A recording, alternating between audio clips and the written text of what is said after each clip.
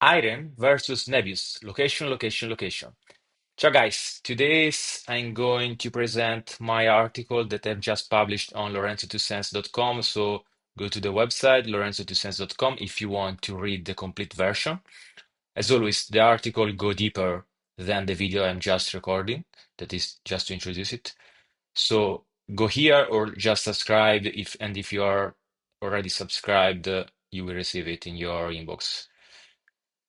So let's go through it. A lot of hot takes during these days about these two companies. As you know, I'm invested in Nebius. No financial advice, as always, just do your own due diligence. But I wanted just to go through this comparison, as it looks like IREN is another excellent company and potential excellent investment together with Nebius, or perhaps even better. So let me go through it. As you know, both are establishing their position in the AI infrastructure sector. Both are growing very fast, right? Developing and operating data centers equipped with high density GPUs for AI model training and inference. Both have a strong partnership with NVIDIA, and both as primary strategy vertical integration. But their methods differ. So Nebius emphasizes software orchestration for enhanced customer retention and software-like margins, while IREN focuses on secure land and power for scalable unbundled capacity. So quite different strategy, even though they are targeting probably the same customers, or at least there is a big overlap in the customers, although there are some difference. So, in other words, Nebius is integrating proprietary software to create differentiated, cohesive offering that encourage long-term customer commitment, while Ireland, in contrast, prioritize bare metal provisioning, delivering servers and power without overlaid software, so allowing clients to deploy their preferred orchestration layer. And this strategy is not a secret. I mean, IREN have been vocal about it. You can read quotes from the CEO in the last earning call saying, large, sophisticated end user of GPUs want a third-party provider to staple their own software. They just want compute. And of the same idea is the CCO that's saying, for the most part, demanding bare metal because it actually suits them better. Still refer to their customers. No, so no doubt this is their strategy. Now, what are the critical factors? Those I think are the critical factors in this race to catch the demand, because the demand is growing. It looks like to be unlimited. Of course, it's not. No, eventually it will cool down. But now AI is much higher than demand, is much higher than supply. So what happens is that who can deploy services, AI services faster, catch the more demand and the more market share. Then, of course, they will need to defend this market share. But in the short term, speed of execution is everything, in my view, right? So, speed of execution is the first of the three factors, which I think are fundamental. And in particular, what we are seeing now, and this was confirmed by both Andy Jassy, the CEO of Amazon, and Satya Nadella in recent interviews and earning release, both said overall, this is, I'm quoting Andy Jassy, overall in the industry, maybe the bottleneck is power. And of the same idea is Satya Nadella, which alluded to having chips sitting in the inventory because they don't know where to put these chips, right? They don't have enough power. So of course, these companies, these hyperscaler, now are prioritizing the possibility to deploy chips to anything else, like efficiency, for instance, and probably even margin. So what I believe is that they are pursuing the best deals for themselves directly, while for those they consider not the best, maybe in terms of margin or other kind of evaluation, they are relying on NeoCloud, right? Like IREN or Nebius. This could be the strategy because they cannot provide enough supply for this excess demand. So both IREN and Nebius secured contracts prior to construction commencement, but the ability to deploy capacity more rapidly enables greater market capture, as I said. So IREN proved strength in this area through strategic site selection and operational adaptability. So, guys, I think IREN is superior to Nebius. They are doing this for a long time. Management proved to be very good at this. They select a good site in places, location where there is a good balance or imbalance of demand and supply. They leverage these dynamics. They know how to do this. They are, I think, probably the best, and they are going very, very fast. So just to make a comparison, recent developments include 810 megawatt of operational capacity. That is 550 megawatts of additional capacity that they added year over year versus a total Nebius connected power of 220 megawatts expected by the end of the year 2025. Right? So they are moving very fast. It's not that Nebius is moving low, but of course they are for the time being on another level. Nebius also advances fast, projecting 1 gigawatt by the end of 2026 calendar year. So they expect to grow more than 4 times year over year, right? So um, let's get to the second factors that I think is fundamental. Financial strength. So competitive expansion in AI cloud infrastructure requires substantial capital expenditures. That is the order of billions annually, right? So this business is about capital. Yes, also engineering skills, top level management, but it's mostly about capital. If you don't have capital, if you don't know how to get capital, you cannot be in this business. So, and both the companies are good at this, right? For different reasons. So, IREN financial performance are very good, and they are featuring 1 billion, 1.25 billion annualized revenue entering in the next fiscal year. They are already cash flow from operation positive. In 2025, they printed 246 million in cash flow from operation, and they know how to raise money, right? They has demonstrated successfully execution of 1 billion convertible notes to finance their growth. They have the ownership of facility that ensures predictable cash flow and is insulated from rental escalation. Also, this is the comparison of revenue between IREN and Nebius. As you see, Nebius is growing fast, is probably catching up. Not sure about, but they are really growing vertically here, right? So, I mean, nothing to say about the financials. We don't have enough financials. We are early in this. We don't have enough financial to say one is better than the other. We need, I think, some quarters more, right? So, again, on the same financial fortitude, Nebius is good, is excellent as well. They've committed 2 billions in capex for this calendar year.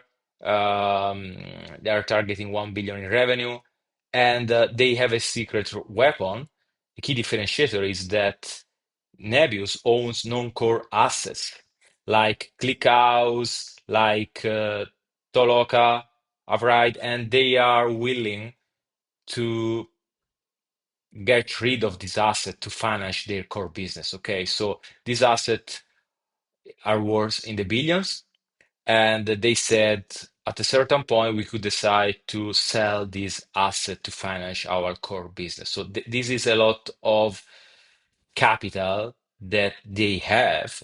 It's not liquid now, but can become liquid very, very quick, and can go financing the next round of growth in an environment that eventually will happen. That is when demand will slow down, so probably even credit will tighten. This means that banks and even investors will be less willing to give credits, and the potentiality of Nebius of having their own financial resources is huge in my view. So on this second point, while we said IREN win in speed and financial strength, they are both good. Probably in the short term, they are equal. Maybe Iron a bit better, but in the long term, I think Nebius has an edge here, right? So let's go to the last factors, that is efficiency. Efficiency underpins profitability in data center, right? So we are talking about things like power usage effectiveness, PUE.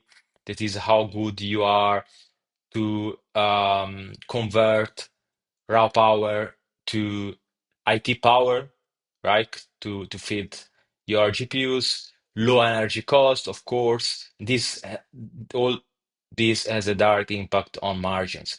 So Nebius think that as AI technology advances, success depends on integration of hardware, software, and operational processes. This is the core of their vertical integration strategy, right? So this is where the two strategies diverge the most between IREN, which is energy-focused approach, and Nebius, which is developing its own integrated stack. So IREN leverage cost-effective renewables, direct grid connectivity, and facility ownership to maintain consistent cash generation. Another thing they are doing is direct-to-chip liquidity cooling at Horizon 1 that made a lot of noise lately. Honestly, I don't think this is transformative. As they said, this is just customer demand, so there is an imbalance here. There are customers that are demanding for liquid cooling and not enough supply here, so they decided to go after this vertical, let's say. Here there is a quote from the CCO of Iron that say less driven by PUE overall, so by energy efficiency, most driven by the customer side of the equation, right? So here in the article, just read it, I explain even that to liquid cooling choice correspond a worse PUE compared to air cooling. So on one side, you get a worse PUE, worse efficiency. On the other side, you get higher GPU density. So probably you compensate. It's better. Yeah, probably it's better, but I don't think, again, it's transformative. So that this is not a factor that I consider critical. While Nebius addresses efficiency through software innovation. So we can see in their Finland facility, they can reach same level of PUE near 1.1, that is one of the best in the industry, same as IREN in their British Columbia. So I don't think any one of them has an edge on the efficiency side. They are both the best, probably the two best in the sector, right? And here is a quote from the co-founder of Nebius, Roman, that say it's software built to use less power, layers designed to work together from the start. So they claim that by using their own orchestration software, they can reach better performance, even in terms of efficiency. So this is driving, in my view, switching costs in the long term and more defensible position compared to bare metal offering, right? So I think this is the big advantage, the big edge of Nebius over Iron. So if Nebius should execute effectively, its margin are positioned to surpass Iron in the long term as they scale. And this is margin, gross margin now. It's not much indicative, just reported here to see that as Nebius scale, margins are improving. Now they both gross margin, both Iron and Nebius are similar. Iron is actually worsening, but that is because I believe they come from a very high margin of the Bitcoin mining that is weighting less and less on the total revenue. So probably they are now close in terms of gross margin, but still, guys, this is not indicative. It's early. We need to check this again over the next 2, 3 quarters, and probably gross margin was one of the most important KPI, of course, together with revenue growth, right? Okay, so let's get to the conclusion. Conclusion is that both Iron and Nebius are amazing companies. They will do well. I think Iron's approach resembles more a real estate developer in a housing boom. So constructing as many facilities as possible to meet urgent demand, which thrives while hyperscaler and developers scramble for available capacity, prioritizing volume over premium margins. It excels in rapid developments and power-constrained environments with versatility across colocation, cloud service, and Bitcoin operations. So they have optionalities, right? At a certain point, they see AI demand is slowing, they could pivoting or at least partially on Bitcoin mining again, and so on. So they have optionality, they have speed, they will be probably able to capture most of, not most, but more demand than Nebius in the short term, right? Short term could mean 1 quarter, could mean even 1 year or 3 years, right? We don't know how long this unbelievable demand growth will last. Could be 1 year, 2 year, 3 years. I believe that growth, double-digit growth, will last over years and years. But of course, this hyper growth will cool down eventually. Could happen again in 1 quarter, could happen in 1 year. Nobody knows. And across this period, IREN will probably overperform Nebius because they are quicker, right? They are faster. However, as demand growth moderates, I think that IREN revenue growth and margins could be challenged. Just for instance, think about hyperscaler that at that point are able to serve demand themselves. So they will prioritize margin, of course, at that point. No, they've thrown a lot of capex in it, hyper growth. So when growth slow down, they will prefer margin. They will pivot on margin. So think about they could prioritize their own development of data center with their own power plants. So in this case, they will become more efficient than iron, right? And they don't need to do this. They just need to threaten this. So they go to IREN or any other bare metal provider and say, guys, I'm able, if I do this on in-house, I'm able to get a better energy efficiency so I can gain margin. Now, or you lower the price or I will do it myself. So just the threat of this will lead to worsening of iron margins, right? So I think in the long term, this is a challenge for iron that I don't know if they can address. While Nebius, in contrast, is akin to a developer of proprietary smart homes. So I'm just completing the analogy, no? So they're crafting a suite of integrated AI services designed to get sticky to their customer, to get them used to its ecosystem, fostering familiarity and high switching cost over time. This is Nebius strategy. Now, this strategy promotes retention, optimize efficiency, and cultivate loyalty in a manner similar to established cloud leaders. Think about Azure. Such capabilities cannot be retrofitted and must be established early. So Iron cannot pivot in 1 year and say, okay, I will. I mean, they can, but they will struggle. They cannot just say, okay, now I develop my software layer, because at that point, customers will have got used to Nebius software layer, and there are switching costs. So it will be late. This is a strategy that you need to pursue since the beginning.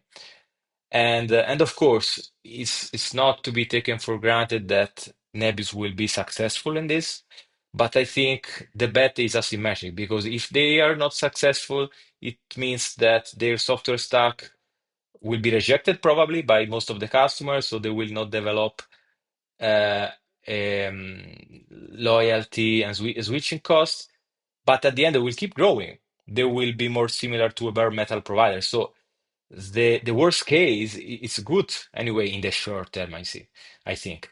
In the long term, if they execute well, if they will be able to execute on their vision, then it will be much better than iron with their bare metal strategy. So in the long term, in the near term, iron present, to summarize, in the near term, iron present stronger opportunities tied to execution velocity. For the longer horizon, Nebius potentially offers more resilient competitive modes. This is my view, guys. And this is even the reason why I will keep being invested in Nebius. Just go, there is the link at the beginning of this article. Go to read my original Nebius deep dive. And since the deep dive, so my deep dive today metrics that you can check here, I'm up 2.5 times, right? And my original deep dive was in July this year. So in a few months, I've already doubled my my position here. And I think it will keep doing well. But I think again, Ireland will do well as well in the short term. They may do better than Nebius. So both great companies. So guys, I wish you the best performance to both Iron and Nebius investment. Now it's time to go to the gym. Have a nice day. Bye bye.